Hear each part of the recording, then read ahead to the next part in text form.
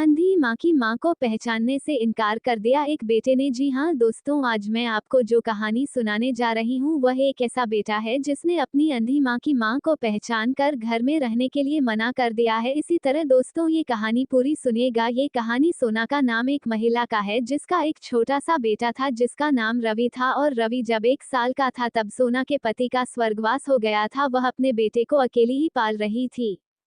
वह शेरों के समूह में पैसिफिक फ्लोरिडा पोछा लगाती है जो कामती थी उन बच्चों को अपने बेटों के ऊपर खर्च करती थी। वो हमेशा इस सोच में रहती थी कि मैं अपने बेटे को स्कूल में कैसे पाऊंगी, एक बड़ा इंसान बना पाऊंगी या नहीं। हमारा घर भी किराए पर लिया, उसने दिन रात बहुत मेहनत की थी। उसने थका दिया तो अपने बेटे को याद कर फिर से काम करना शुरू कर दिया। उसने लोगों के कपड़े भी धो लिए और ज्यादा पैसे जमा करने लगी। एक दिन हिना ने अपनी मालकिन से कहा कि आपका बेटा जिस स्कूल में है उसी स्कूल में मेरे बेटे का भी स्टूडेंट कराता है और जो भी फीस लेगा वह आप मेरे तनख्वाह में से कट दूसरे स्कूल में जाता है। मालकिन ने अपने बेटे का भी स्टूडेंट करा दिया और अपने बेटे की किताब पढ़ने के लिए भी पढ़ी। ओना का बेटा रवि भी अब स्कूल चला गया और स्कूल के बाद बहुत अच्छे से मन पढ़ाई करने लगा। समय निकल गया और रवि बड़ा हो गया और उसकी माँ रवि की नौकरी चली गई। वह शहर गया और वहां जाकर उसने शादी कर ली।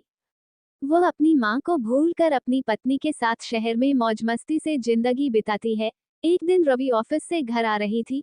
उसकी 1 साल की कार में सबसे ज्यादा चोट उसके चेहरे पर लगी थी जिससे उसकी आंख की रोशनी चली गई थी और उन्हें कई साल हो गए हैं जब तक वह ऐसे ही रहते हैं। एक दिन डॉक्टर का फोन आता है। डॉक्टर का कहना है कि किसी ने अपनी आंखें डोनेट कर ली है, आ जाओ आज गरीब ऑपरेशन कर दे। ऑपरेशन के बाद रवि को सब कुछ दिखता है।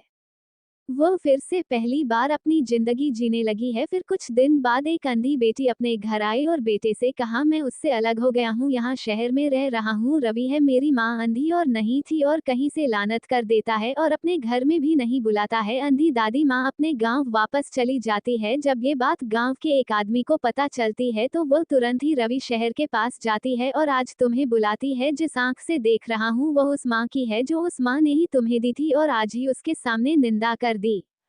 सब हैरान होकर रोने लगे और तुरंत गांव पहुंच गया अपनी माँ के पास और उनके पैर पकड़कर रोने लगा। और जहां माँ ने मुझे कपड़े से भी मारागी तो भी मैं आज के बाद तुम्हें कहीं बाहर नहीं छोड़ूंगा, तुम बस मेरे साथ ही रहोगे, बस एक बार मुझे माफ कर दो। उसकी दो माँ की आंखें भी फट गईं और उसने तुरंत रवि को गले से लगा लिया। माँ तो आखिर माँ ही होती है, एक अच्छे इंसान के साथ हमेशा अच्छा होता है। दोस्तों, कभी भी अपनी माँ के साथ बुरा व्यवहार मत करना और हमेशा उसकी देखभाल करना और उनका साथ ही रखना। दोस्तों, आज अपनी माँ के लिए लाइक और शेयर जरूर करें। एक नई कहानी के साथ फिर मिलेंगे, धन्यवाद। एक बार की बात है, एक बुद्धिजीवी बाबा था जो अपनी बुद्धि के लिए जाना जाता था। दूर दूर से लोग अपने ज्ञान वचनों को सुनते थे। एक दिन एक युवा ने बाबा के पास और स्वर्ग और नरक के बारे में पूछा। युवाओं ने पूछा, मुझे बताओ बुद्धिस्ट बौद्ध बाबा, स्वर्ग क्या है और नरक क्या है? बुद्धिस्ट बाइबल बाबा की मूर्तियां और उत्तर दिया, स्वर्ग और नरक दोनों बहुत वास्तविक हैं, लेकिन वे हमारे भीतर मौजूद हैं। युवा बुद्धिस्ट इंस्टीट्यूट बाबा के उत्तर से आश्चर्य हुआ, इसलिए उन्होंने उसके लिए कहा।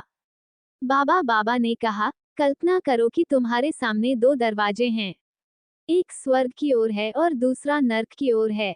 जब आप स्वर्ग द्वार में प्रवेश करें तो सभी देवदूत और संत आपका खुले हाथों से स्वागत करते हैं। आपको स्थायित्व, शांति और खुशी से नवाजा गया है। आपकी हर पूर्ण इच्छा है और आप शुद्ध आनंद और संतोष महसूस करें। युवक ने पूछा, नरक के द्वार के बारे में क्या? बाबा ने उत्तर दिया, जब आप नरक के द्वार पर प्रवेश करते हैं तो आपको अंधकार और पीड़ा का सामना करना पड़ता है। आप आग की लपटों से बर्बाद हो जाते हैं और मौत और सामान की बर्बादी आपके नथुनों में भर जाती है। आपका शरीर एक न बुझने वाली आग से भस्म हो जाता है और आत्मा दुष्ट आत्माओं से पीड़ित है। तीव्र पीड़ा, कष्ट और असमानता के सिवाय कुछ नहीं। युवा नरक के विवरण से वास्तविक था और वह बुद्धिजीवी बाबा से पूछा कि इसे कैसे बचाया जाए। बूचड़ बाबा ने कहा, नरक से भागने की कुंजी सदाचार और धार्मिकता का जीवन है। आपको निवेशकों के प्रति ईमानदार और दयालु होना चाहिए।